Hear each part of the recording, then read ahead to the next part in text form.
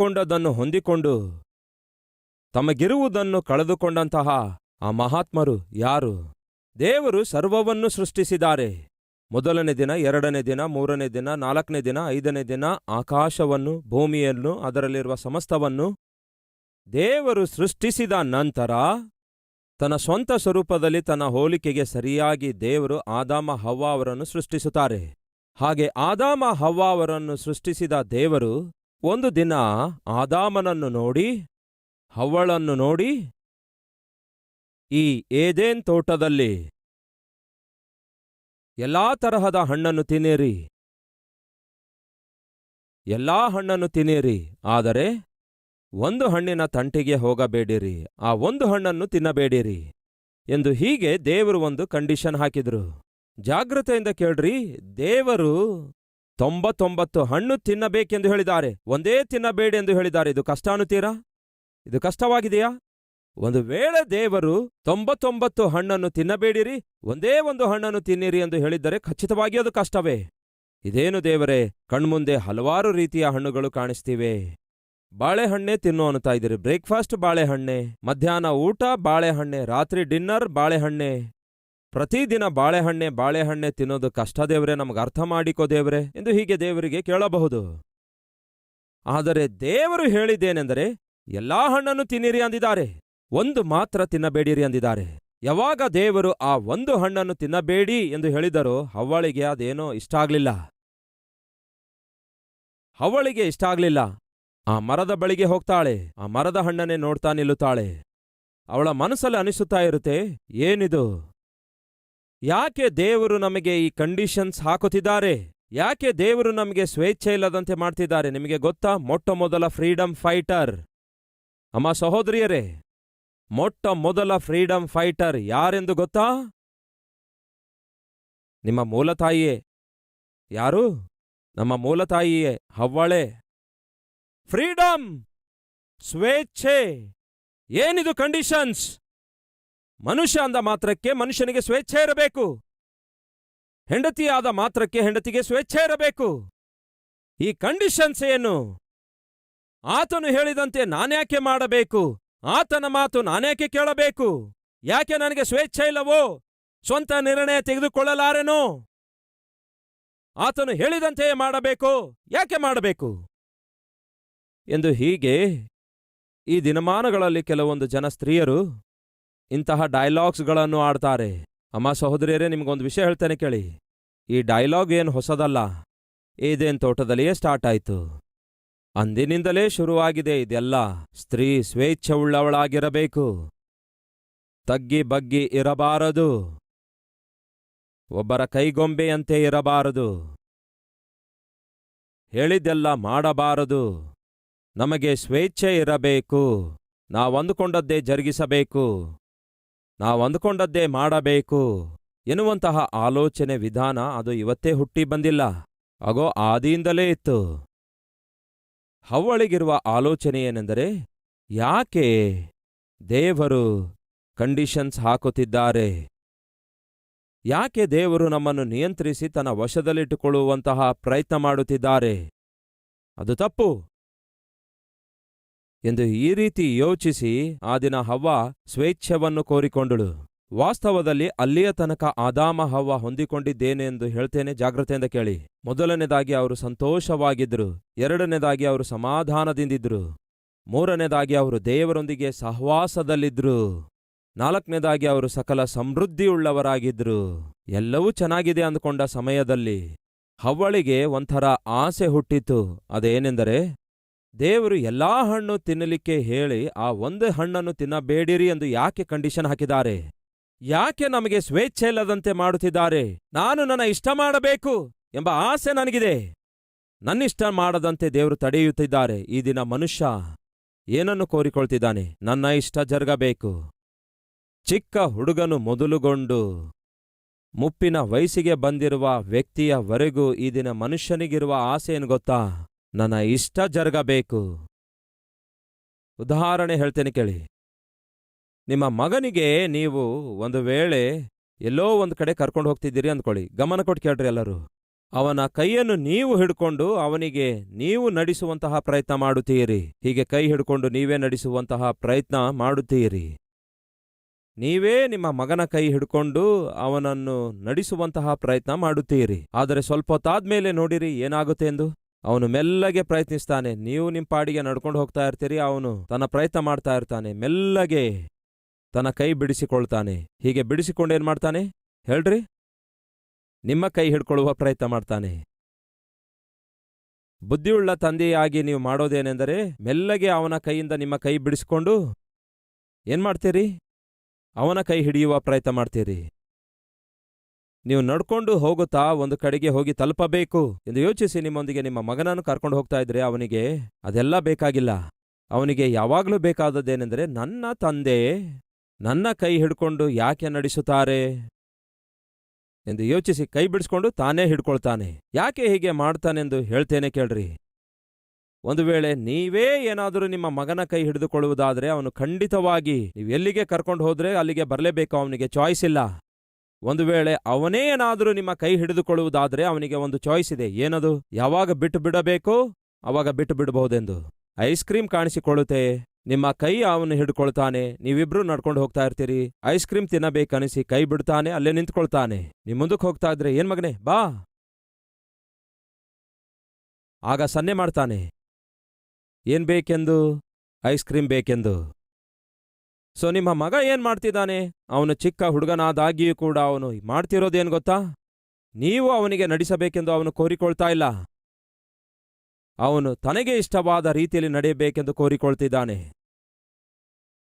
ಸಹೋದರ ಸಹೋದರಿಯರೇ, ನಾವು ದೇವರ ಕೈಯಲ್ಲಿ ನಮ್ಮ ಕೈ ಇಡುವಂಥದ್ದು ಬೇರೆ, ನಾವು ದೇವರ ಕೈಯನ್ನು ಹಿಡಿದುಕೊಳ್ಳುವಂಥದ್ದು ಬೇರೆ.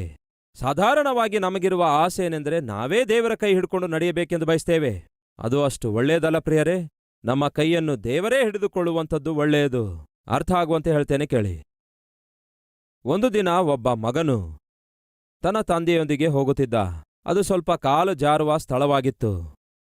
ಒಂಥರ ಬೆಟ್ಟದ ಪ್ರದೇಶ ಆಗಿತ್ತು. ಆ ಬೆಟ್ಟದ ಪ್ರದೇಶದಲ್ಲಿ ಬೆಟ್ಟ ಹತ್ತುತ್ತಾ ಇರುವಾಗ ಅವನ ತಂದೆ ಆ ಮಗನ ಕೈ ಹಿಡ್ಕೊಂಡು ಜಾಗ್ರತೆಯಿಂದ ಕರ್ಕೊಂಡು ಹೋಗುವಾಗ ಅವನಿಗಿಷ್ಟ ಆಗ್ಲಿಲ್ಲ. ಇಷ್ಟವಾಗದೆ ಮೆಲ್ಲಗೆ ತನ್ನ ತಂದೆಯ ಕೈ ಬಿಡಿಸಿಕೊಂಡು ತಾನೇ ತಂದೆ ಕೈ ಹಿಡ್ಕೊಂಡ. ತಂದೆ ಏನೋ ಮಗನೇ ನಾನೇ ನಿನ್ನ ಕೈ ಹಿಡ್ಕೊಳ್ತೇನೆ ಅಂದ್ರೆ, ಇಲ್ಲ ಡ್ಯಾಡಿ ನಾನೇ ನಿಮ್ಮ ಕೈ ಹಿಡ್ಕೊಳ್ತೇನೆ ಎಂಬುದಾಗಿ ತಂದೆಗೆ ಹೇಳ್ದ. ಹಾಗಾದ್ರೆ ಈಗ ನಾವು ಮಕ್ಕಳ ಕೈ ಹಿಡ್ಕೊಳ್ಳೋದಾಗ್ಲಿ ಮಕ್ಕಳು ನಮ್ಮ ಕೈ ಹಿಡಿದುಕೊಳ್ಳುವುದಾಗಲಿ ಏನಾದ್ರೂ ವ್ಯತ್ಯಾಸ ಇದೆಯಂತೀರಾ? ಈಗ ತಾನೇ ಹೇಳಿದೇನಲ್ಲವೇ, ನಾವು ಮಕ್ಕಳ ಕೈ ಹಿಡ್ಕೊಳ್ಳುವುದಾದರೆ ಅವರ ಆಟ ನಡೆಯೋದಿಲ್ಲ. ಅದಕ್ಕಾಗಿಯೇ ಮಕ್ಕಳು ಮಾಡೋದೇನೆಂದರೆ ನಮ್ಮ ಕೈ ಹಿಡಿದುಕೊಳ್ಳುವ ಪ್ರಯತ್ನ ಮಾಡ್ತಾರೆ. ಹಾಗಾದ್ರೆ ಅವನ ಆಟ ಸಾಗುತ್ತೆಂದು ಭಾವಿಸ್ತಾನೆ. ಅದರ ಅರ್ಥವೇನೆಂದರೆ ಅವನು ತನ್ನ ಸ್ವೇಚ್ಛೆಯನ್ನು ಕೋರಿಕೊಳ್ತಿದ್ದಾನೆ.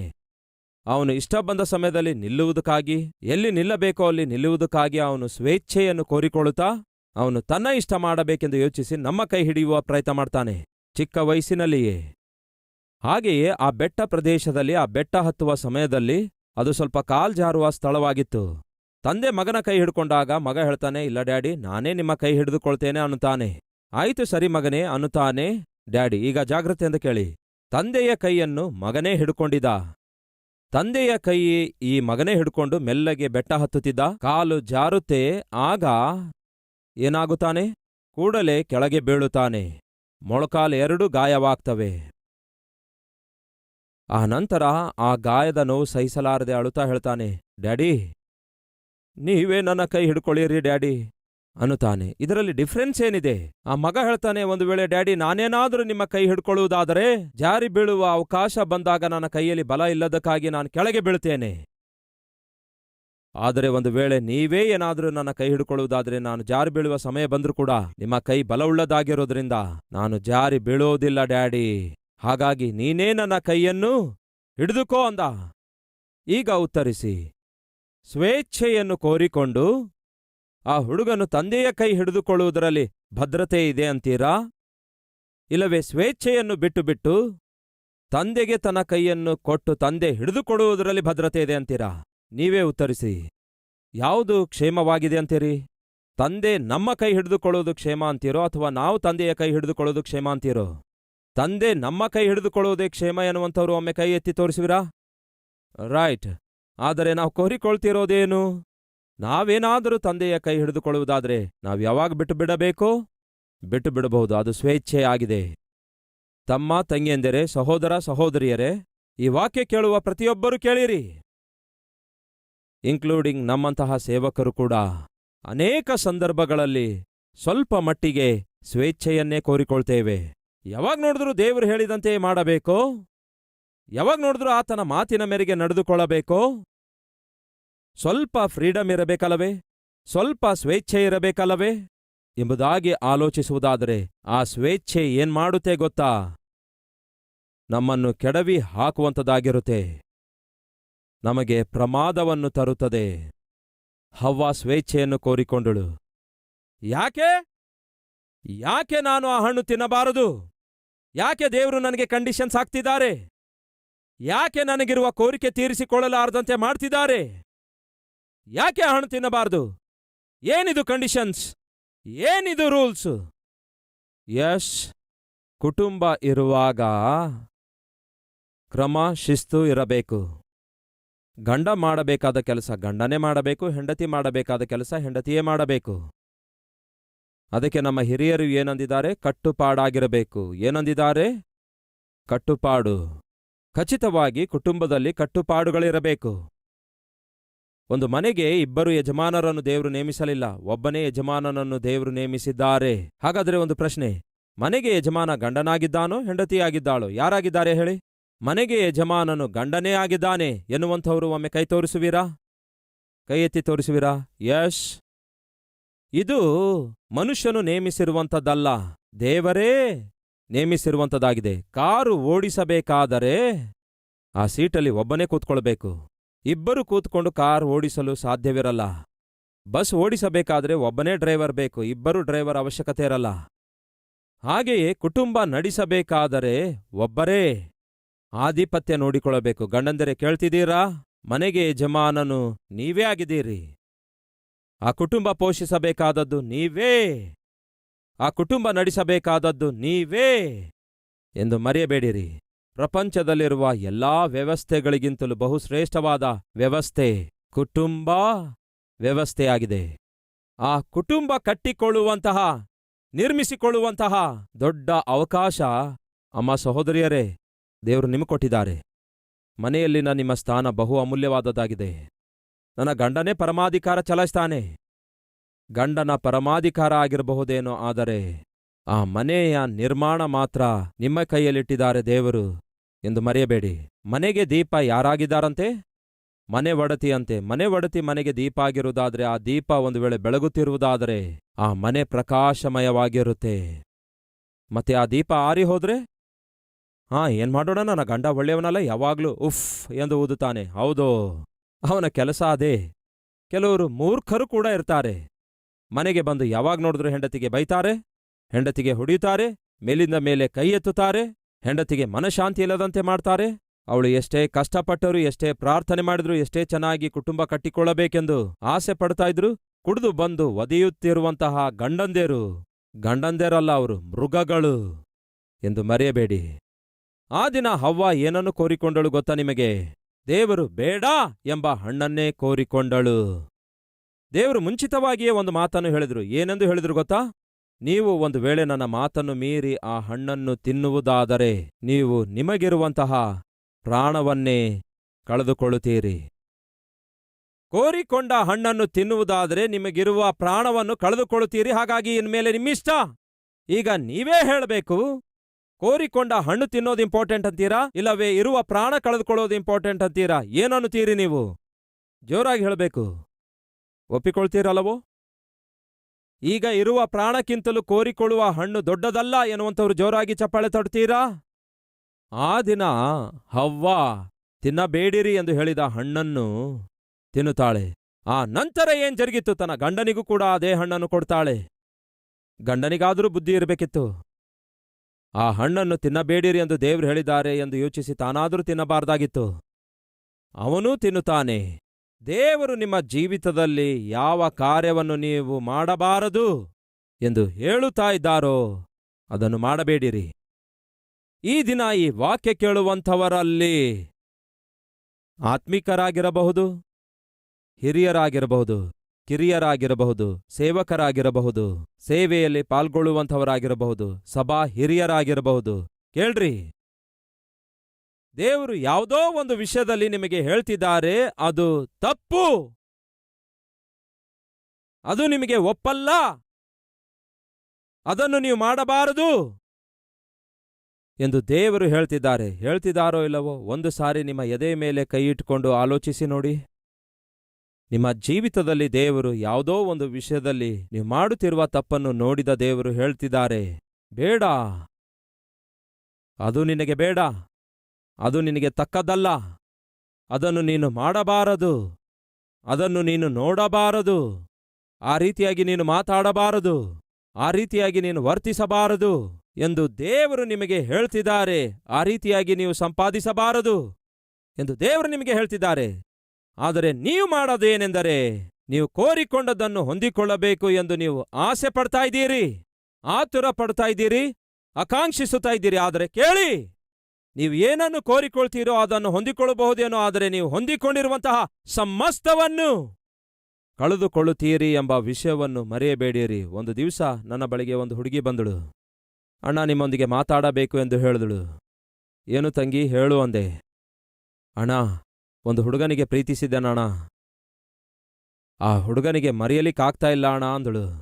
ಆಗ ನಾನು ಅವಳಿಗೆ ಗದರಿಸಿ, ಹುಚ್ಚುಚ್ಚು ಚೇಷ್ಟೆ ಮಾಡಬೇಡ, ಸರಿಯಾಗಿ ಓದುವುದ್ರ ಮೇಲೆ ಶ್ರದ್ಧೆ ತೋರಿಸಿ ಚೆನ್ನಾಗಿ ವಿದ್ಯಾಭ್ಯಾಸ ಮಾಡು ಅಂದಾಗ ಅವಳು ಹೇಳ್ತಾಳೆ, ಅಣ್ಣ, ಪುಸ್ತಕ ತೆರೆದ್ರೆ ಅವನ ಮುಖವೇ ಕಾಣಿಸುತ್ತಿದೆ ಅಣ್ಣ.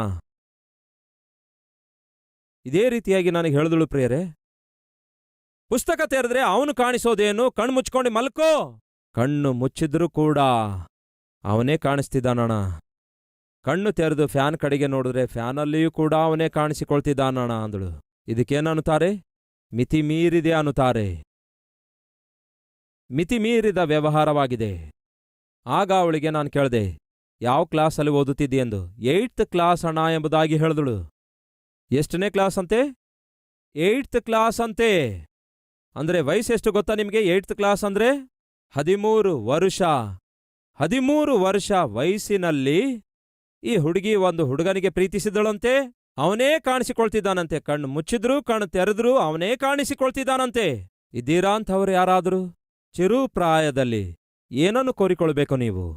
ದೇವರಿಂದ ಜ್ಞಾನವನ್ನು ಕೋರಿಕೊಳ್ಳಬೇಕು, ಪರಿಶುದ್ಧವಾಗಿರುವ ಯವ್ವನವನ್ನು ಕೋರಿಕೊಳ್ಳಬೇಕು.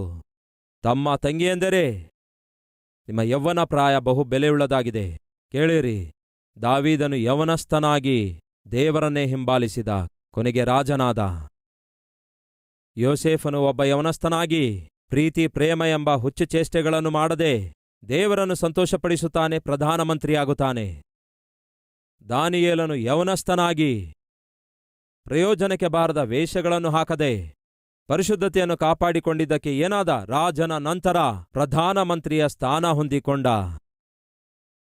ಯೌವನ ಇಚ್ಛೆಗಳಿಗೊಳಗಾಗಿ, ಪಾಪಿಷ್ಠ ತುಚ್ಛಗಳಿಗೆ ಒಳಗಾಗಿ ನಿಮ್ಮ ಯೌವನ ಹಾಳು ಮಾಡಿಕೊಳ್ಳುತ್ತಿರುವುದಾದ್ರೆ, ವಿದ್ಯಾಭ್ಯಾಸ ಹಾಳು ಮಾಡಿಕೊಳ್ಳುತ್ತಿರುವುದಾದ್ರೆ, ಆ ಪ್ರೀತಿ ಮಾಡಿದ ಹುಡುಗನೇ ಬೇಕು ಎಂದು ಹಠ ಹಿಡಿಯುವುದಾದ್ರೆ ಒಳ್ಳೆಯದಲ್ಲ. ಒಮ್ಮೆ ತಂದೆ ತಾಯಿಗಳಿಬ್ಬರೂ ನನ್ನ ಬಳಿಗೆ ಬಂದಿದ್ರು. ಬಂದು ಹೇಳ್ತಾರೆ, ಅಯ್ಯ, ನಮಗಿರೋದು ಒಬ್ಬಳೇ ಒಬ್ಬ ಮಗಳು, ನಾವು ಬಹಳ ಐಶ್ವರ್ಯವಂತರಯ್ಯ. ನಮ್ಮ ಮಗಳಿಗೆ ಡಾಕ್ಟರ್ ಓದಿಸಬೇಕೆಂದು ಆಶಿಸಿದೇವಯ್ಯ.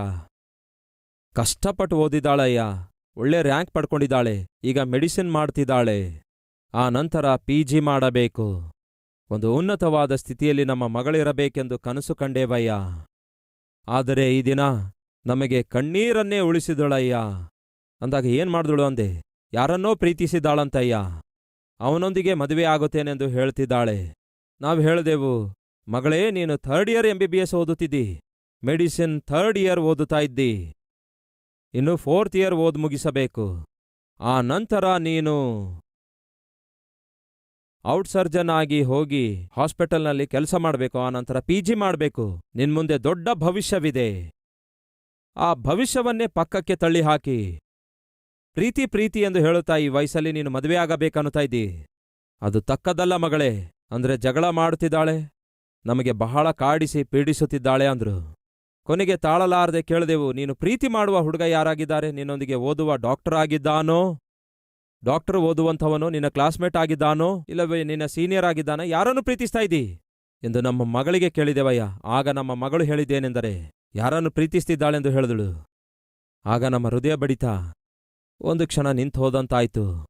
ನಾನು ಕೇಳಿದೆ, ಯಾರನ್ನು ಪ್ರೀತಿಸ್ತಿದ್ದಾಳೆಂದು. ಬೆಳಗ್ಗೆ ಬಂದು ಅವಳನ್ನು ಕರ್ಕೊಂಡು ಹೋಗುವ ಆ ಬಸ್ ಡ್ರೈವರ್ಗೆ ಪ್ರೀತಿಸ್ತಿದ್ದಾಳೆ ಅಂದ್ರು.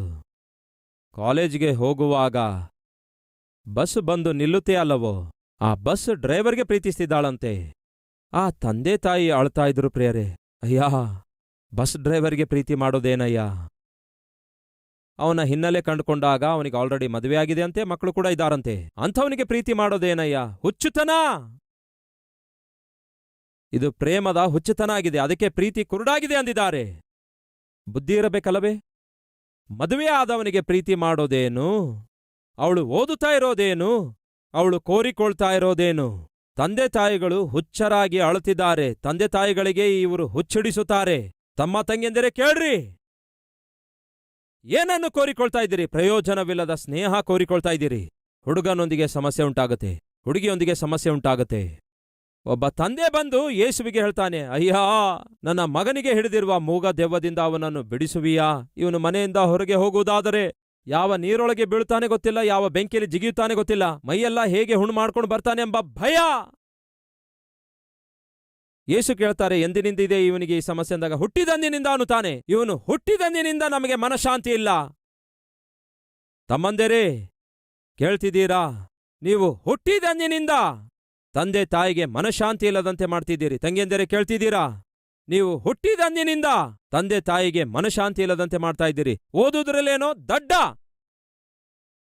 ಆದರೆ ಮಾಡುವ ಚೇಷ್ಟೆಗಳಲ್ಲಿ ಏನು ಕಡಿಮೆ ಇಲ್ಲ. ಹೆತ್ತವರಿಗೆ ಕಾಡಿಸ್ತಾ ಇದ್ದೀರಿ. ಅದು ಕ್ಷೇಮ ಅಲ್ಲ ಪ್ರಿಯರೇ. ಬೈಬಲ್ ಹೇಳುತ್ತದೆ, ನಿಮ್ಮ ತಂದೆಯನ್ನು ತಾಯಿಯನ್ನು ಸನ್ಮಾನಿಸಿರಿ, ಅಂದರೆ ಅವರನ್ನು ಘನಪಡಿಸಿರಿ, ಅವರನ್ನು ಸಂತೋಷಪಡಿಸಿರಿ, ಅವರು ಹೆಮ್ಮೆ ಪಡುವ ಹಾಗೆ ಜೀವಿಸಿರಿ ಎಂದು ಬೈಬಲ್ ಹೇಳ್ತದೆ. ಆದರೆ ನೀವೇನ್ ಮಾಡ್ತಾ ಇದ್ದೀರಿ ಗೊತ್ತಾ? ಅವರನ್ನು ಪೀಡಿಸುತ್ತಾ ಇದ್ದೀರಿ. ತಂದೆಗೆ ತಾಯಿಗೆ ಸುಖವಿಲ್ಲದಂತೆ ಮಾಡ್ತಿದ್ದೀರಿ, ಸಂತೋಷವಿಲ್ಲದಂತೆ ಮಾಡ್ತಿದ್ದೀರಿ, ಸಮಾಧಾನವಿಲ್ಲದಂತೆ ಮಾಡ್ತಿದ್ದೀರಿ, ನರಕಯಾತನೆ ತೋರಿಸ್ತಾ ಇದ್ದೀರಿ. ಅದು ಒಳ್ಳೇದಲ್ಲ ಪ್ರಿಯರೇ. ಆ ದಿನ ದೇವರು ಕೋರಿಕೊಂಡದೇನು? ಸಮೃದ್ಧಿಯಾದ ಏದೇನ್ ತೋಟದಲ್ಲಿ ಏನ್ ಬೇಕಾದರೂ ತಿನ್ನಬಹುದು. ತಿನ್ನೀರಿ. 99 ಹಣ್ಣು ನಿಮಗೆ ಕೊಡ್ತಿದ್ದೇನೆ, ತಿನ್ನೀರಿ. 1 ಹಣ್ಣು ತಿನ್ನಬೇಡ ಅಂದಿದ್ದೇನೆ, ಏನು ನಿಮಗೆ ಕಷ್ಟ? ಆ ದಿನ ಹವ್ವಳಿಗಿರುವಂತಹ ಸಮಸ್ಯೆ ಏನೆಂದರೆ ತೃಪ್ತಿ ಇಲ್ಲದಂಥದ್ದಾಗಿತ್ತು. ಆ ಹಣ್ಣೇ ಬೇಕು, ಆ ಹಣ್ಣೇ ಬೇಕು, ಆ ಹಣ್ಣೇ ಬೇಕು ಅಂದಳು. ಕೊನೆಗೆ ಆ ಹಣ್ಣೇ ಬೇಕು ಎಂದು ಕೋರಿಕೊಂಡು ಆ ಹಣ್ಣನ್ನೇ ತಿಂದಳು. ಗಂಡನಿಗೂ ತಿನ್ನಲು ಆ ಹಣ್ಣು ಕೊಡ್ತಾಳೆ. ಇಬ್ಬರೂ ಆ ಹಣ್ಣನ್ನು ತಿನ್ನುತ್ತಾರೆ. ಕೊನೆಗೆ ಏನ್ ಸಾಧಿಸಿದ್ರು ಪ್ರಿಯರೇ? ಏದೇನ್ ತೋಟದಿಂದ ಅವರಿಬ್ಬರು ಕೂಡ ತಳ್ಳಿ ಹಾಕಲ್ಪಡ್ತಾರೆ. ಎಲ್ಲಿಗೆ? ಮುಳ್ಳು ಗಿಡಗಳ ಮಧ್ಯದಲ್ಲಿ, ಎಲ್ಲಿಗೆ? ಕಳೆಗಳ ಮಧ್ಯದಲ್ಲಿ. ಏನ್ ಸಾಧಿಸಿದ್ರು? ಕೈ ಕೆಸರಾದ ಹೊರತು ಬಾಯಿ ಮೊಸರಾಗಲಾರದಂತಹ ದಿಕ್ಕಿಲ್ಲದ ಜೀವಿತ ಸಾಧಿಸಿದ್ರು. ಸಂತೋಷ ಕಳೆದುಕೊಂಡ್ರು, ಸಮಾಧಾನವನ್ನು ಕಳೆದುಕೊಂಡ್ರು, ಸಹವಾಸವನ್ನು ಕಳೆದುಕೊಂಡ್ರು, ಸಕಲ ಸಮೃದ್ಧಿಯನ್ನು, ಸಕಲ ಆಶೀರ್ವಾದಗಳನ್ನು ಕಳೆದುಕೊಂಡ್ರು. ಕೊನೆಗೆ ಏದೇನ್ ತೋಟದಿಂದ ಹೊರಗೆ ತಳ್ಳಿ ಹಾಕಲ್ಪಟ್ರು. ಕೋರಿಕೊಂಡದ್ದು ಏನು? ಹಣ್ಣು. ಕಳೆದುಕೊಂಡದ್ದೇನು? ಸಮಸ್ತವು. ಕೇಳ್ತಿದ್ದೇನೆ, ಬುದ್ಧಿ ಇದೆಯಾ? ಪ್ರಿಯ ಸಹೋದರ ಸಹೋದರಿಯರೇ, ಕೇಳ್ತಿದ್ದೀರಾ? ಬುದ್ಧಿ ಇದೆಯಾ? ಆಫ್ಟರ್ ಆಲ್, ಒಂದು ಹಣ್ಣಿಗೋಸ್ಕರ ದೇವರೊಂದಿಗಿನ ಸಹವಾಸ ಕಳೆದುಕೊಳ್ತೀರಾ? ಒಂದು ಸಾರಿ ಆಲೋಚಿಸಿ. ನೀವು ಕುಡಿಯುವ ಸರಾಯಿ ನಿಮ್ಮ ಜೀವಿತದಲ್ಲಿ ಪ್ರಾಮುಖ್ಯವಾಗಿದೆಯೋ? ನಿಮ್ಮ ಕುಟುಂಬ ಪೋಷಿಸಿಕೊಳ್ಳೋದು ಪ್ರಾಮುಖ್ಯವಾಗಿದೆಯೋ? ಜಗಳಗಂಟಿತನ ಪ್ರಾಮುಖ್ಯವಾಗಿದೆಯೋ? ಇಲ್ಲವೇ ನಿಮ್ಮ ಮನೆಯಲ್ಲಿ ಪ್ರಶಾಂತತೆ ಪ್ರಾಮುಖ್ಯವಾಗಿದೆಯೋ? ಹುಡುಗನೊಂದಿಗಾಗಲಿ ಹುಡುಗಿಯೊಂದಿಗಾಗಲಿ ಪ್ರೀತಿ ವ್ಯವಹಾರ ನಡೆಸುವುದು ಪ್ರಾಮುಖ್ಯವಾಗಿದೆಯೋ? ಇಲ್ಲವೇ ಚೆನ್ನಾಗಿ ಓದಿ ಜೀವನದಲ್ಲಿ ಸ್ಥಿರಗೊಳ್ಳುವುದು ಪ್ರಾಮುಖ್ಯವಾಗಿದೆಯೋ? ಯಾವ ಪಾಪದ ಚಟಕ್ಕೆ ಒಳಗಾಗಿ ಈ ದಿನ ನಿಮ್ಮ ಜೀವಿತವನ್ನು ನೀವು ನಾಶ ಮಾಡಿಕೊಳ್ತಿದ್ದೀರೋ ಅದು ಪ್ರಾಮುಖ್ಯವಾಗಿದೆಯೋ? ಇಲ್ಲವೇ ಒಂದು ದಿನ ಸತ್ತ ನಂತರ ನೀವು ಪರಲೋಕಕ್ಕೆ ಹೋಗುವುದು ಪ್ರಾಮುಖ್ಯವಾಗಿದೆಯೋ? ದೇವರು ನಿಮಗೆ ಕೊಟ್ಟ ಸೇವೆ ಪ್ರಾಮುಖ್ಯವಾಗಿದೆಯೋ? ಸಭೆ ಪ್ರಾಮುಖ್ಯವಾಗಿದೆಯೋ? ಇಲ್ಲವೇ ಈ ದಿನ ಯಾವುದಕ್ಕೋಸ್ಕರ ನೀವು ಆಸೆಪಟ್ಟು ಪಾಪ ಮಾಡುತ್ತಾ ಇದ್ದೀರೋ ಅದು ಪ್ರಾಮುಖ್ಯವಾಗಿದೆಯೋ? ಒಮ್ಮೆ ಆಲೋಚಿಸಿ.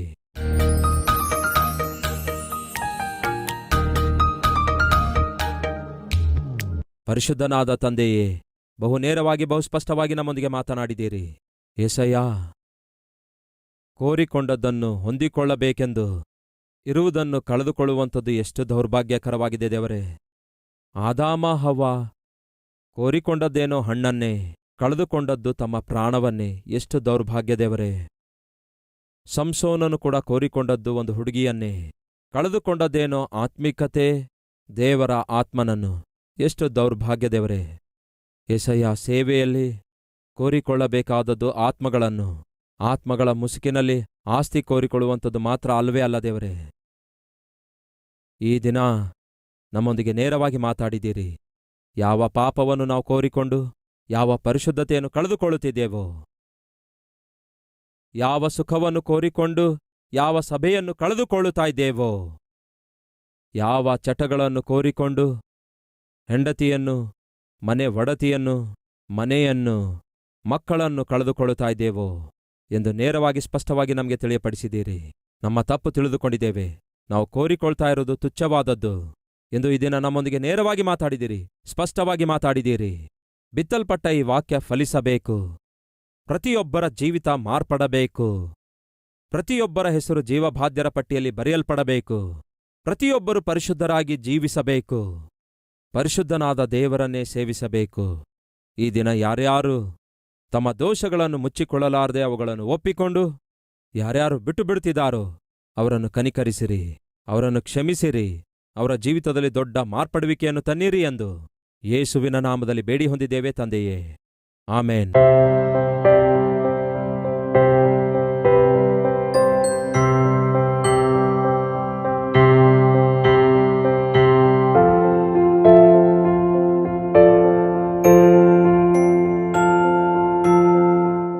Address Calvary, Post Box number 30, Kokatpalli, Hyderabad 72.